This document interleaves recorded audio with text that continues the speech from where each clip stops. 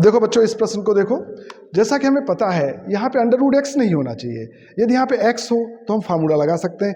अपन ने जितने भी क्वेश्चन पढ़े हैं ई का पावर माइनस एक्स होता है, तो इसको सॉल्व करने के लिए सबसे पहला काम हम ये करेंगे कि हम यहाँ पे सब्स्टिट्यूशन ले लेंगे कि अंडर रूट एक्स जो हमारा है ये टी के बराबर होना चाहिए। यहाँ पे सिंगल वेरिएबल होना चाहिए, अंडर रूट में नहीं होना चाहिए। और इसको आप ऐसे भी लिख सकते हैं, x equal to t square लिख सकते हैं। तो डी एक्स इक्वल टू देखो क्या आ जाएगा, डी एक्स इक्वल टू आ जाएगा 2t dt। अब ये वैल्यू यहाँ रख दो आप, तो ये क्या हो जाएगा, this integration will become limit x की जगह 0 रखोगे तो t की वैल्यू 0 आएगी, x की जगह इन्फाइनाइट रखोगे तो t की जगह इन्फाइनाइट आएगा। अंडर रूट एक्स ये आपका t हो गया अंडर रूट एक्स, और e to the power minus का 3 अंडर रूट एक्स आपका t हो गया, और dx की जगह 2t dt आ गया। ओके, यानी ये सिंपल हो गया 2 इंटीग्रेशन 0 से इन्फाइनाइट, यहाँ पर e to the power minus 3t और यहाँ पे टी स्क्वायर dt। अब बच्चों ये फार्मूला लगाने लायक बन गया, ये 2 हो गया, इसमें एक ऐड करो 3 आएगा, तो गामा 3 अपॉन इसका जो पावर है 3 टू द पावर 3, इसको सॉल्व करो 2, गामा 3 का मतलब क्या होगा 2 इंटू 1 अपॉन यहाँ पे 3 इंटू 3 इंटू 3, सॉल्व कर लेंगे तो 4 upon 27 is the correct answer. तो सिंपल सी बात है बच्चों, फार्मूला लगाने लायक सब्स्टिट्यूशन से बना लिया और आंसर निकाल लिया। बच्चों ये वाला प्रश्न देखिए, वही गामा फंक्शन के क्वेश्चन चल रहे हैं। 0 से इन्फाइनाइट एक्स की power n e to the power minus A square x square. बच्चों देखो, हम जब क्वेश्चन करते हैं फार्मूला हमारा क्या होता है, e की पावर माइनस एक्स, मतलब ये यहाँ पर जो है ना पावर में ये सिंपल वेरिएबल रहना चाहिए, है ना, तब हम फार्मूला लगाएंगे, है ना। फार्मूला याद आ रहा, तो इस प्रश्न को हमें समझ में आ रहा है कि यदि हमें इसको करना है तो ये जो कुछ भी लिखा हुआ है इसको एक सिंगल वेरिएबल के बराबर मान लो, मतलब ए स्क्वायर जो एक्स स्क्वायर लिखा हुआ है इसकी जगह एक सिंपल वेरिएबल टी मान लें। हमेशा इस बात का ध्यान रखो, फार्मूला लगाने लायक बनाना है तो हमें ऐसा एज्यूम करना पड़ेगा। अब यदि हम ऐसा एज्यूम कर लेते हैं, अब इसको हम डिफ्रेंशिएट करके बेटा डी एक्स की वैल्यू निकाल देते हैं, एक्स स्क्वायर इक्वल टू हो जाएगा, यहाँ से इसको यहाँ नीचे ले जाओ, ये टी अपॉन ए स्क्वायर है ना, ये हमारा एक्स स्क्वायर हो जाएगा। और एक्स इक्वल टू देखो क्या हो जाएगा बेटा, एक्स इक्वल टू इसका अंडर रूट ले लो तो T to the power 1 upon 2 upon A बचेगा जब इसका अंडर रूट लेंगे, और इसको डिफ्रेंशिएट कर दो, डी एक्स निकाल लो तो डी एक्स बराबर क्या आएगा 1 अपॉन ए आएगा, इसको डिफ्रेंशिएट करेंगे तो 1 upon 2 t to the power minus 1 upon 2 d t हो जाएगा।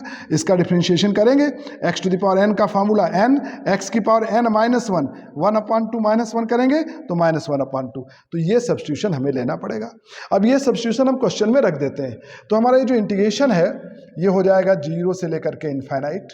ओके, अब x की जगह देखो क्या रखेंगे, t to the power 1 upon 2 upon a, ये बेटा x की वैल्यू है, ये x की वैल्यू है, इसकी पावर n तो इसकी पावर n, ये x की वैल्यू है बेटा, है ना, x की जगह ये वैल्यू, और e टू द पावर इसकी जगह माइनस टी, और dx की जगह 1 upon a, okay, into 1 upon 2 और t to the power minus 1 upon 2 dt, t to the power minus 1 upon 2 dt।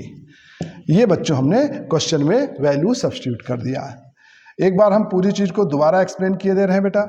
सबसे पहले हमने क्वेश्चन देखा, हमें समझ में आ गया कि भाई फार्मूला लगाने लायक बनना चाहिए, और फार्मूला लगाने लायक बनने के लिए e to the power minus x होता है। देखो गामा का फार्मूला, गामा n क्या होता है, 0 से infinite e to the power minus x, x to the power n minus 1, तो x की पावर तो एडजस्ट होगा लेकिन यहाँ माइनस एक्स होना चाहिए।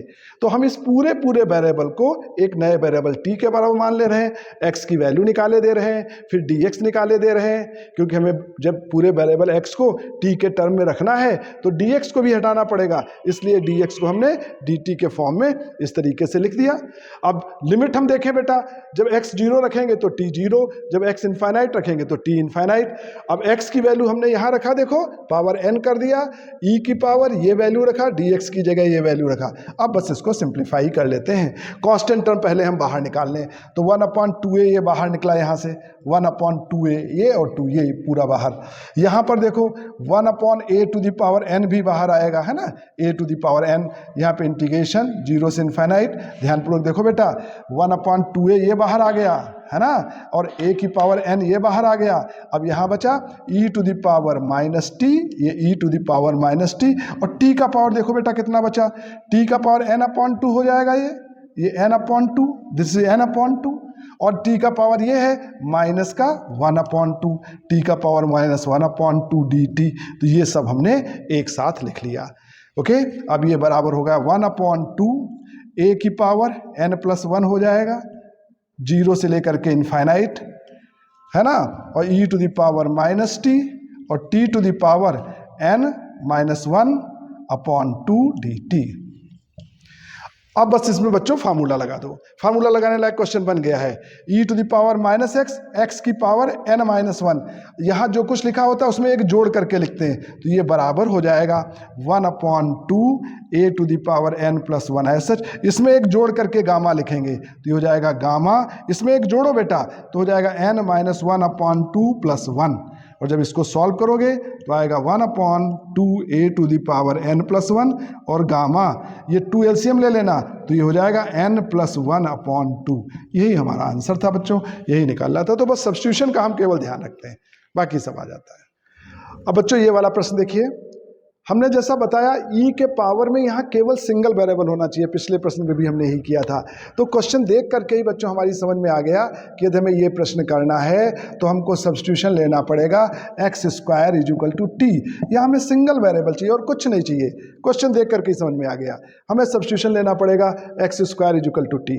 तो यदि हम ये सब्स्टिट्यूशन लेंगे तो एक्स इज इक्वल टू क्या आ जाएगा, t to the power 1 upon 2, और d x is equal to क्या आ जाएगा, इसका डिफरेंशिएशन करेंगे 1 upon 2 t to the power minus 1 upon 2 d t, इसका डिफरेंशिएशन हमारा ये आ जाएगा। अब ये वैल्यू हम क्वेश्चन में रख देते हैं तो देखो क्वेश्चन हमारा क्या बचेगा, this question will become integration limit x 0 रखोगे तो t 0 आएगा, x इनफाइनाइट रखोगे तो t इनफाइनाइट आएगा, और यहाँ पर e का पावर माइनस एक्स स्क्वायर की जगह आपका t हो गया, और dx की जगह क्या होगा, देखो बच्चों dx की जगह हो जाएगा 1 अपॉन 2 और t to the power minus 1 upon 2 dt, यानी ये बराबर आ जाएगा 1 अपॉन 2 0 से infinite e to the power minus t और t to the power minus 1 upon 2 dt।